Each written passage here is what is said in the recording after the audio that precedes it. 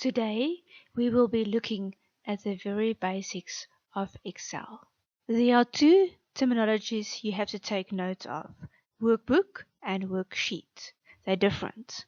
Now, a workbook is an Excel file that can contain one or more worksheets. So here at the bottom, you can see the tabs, which is your worksheets. You can see worksheet 1, worksheet 2, and worksheet 3.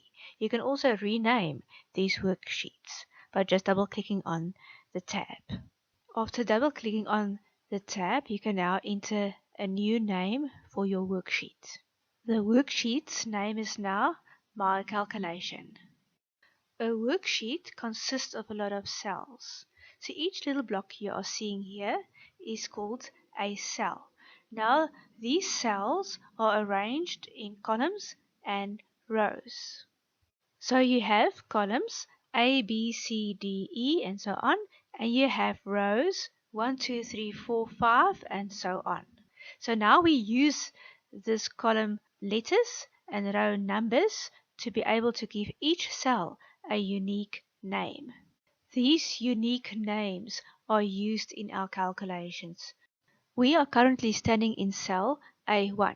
You can see that by looking at that black rectangle. Now look at the name box there at the top left, and it tells you the name of the cell which you are standing in, and it says the name of that cell is A1.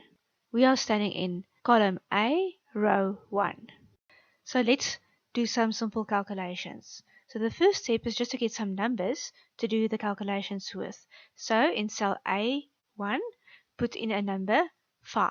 And then in cell B1, put in a number 3. Now we would like to add these two numbers. And the answer must be in cell C1.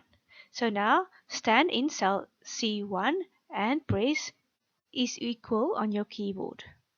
The next step is to click on cell A1 with your mouse.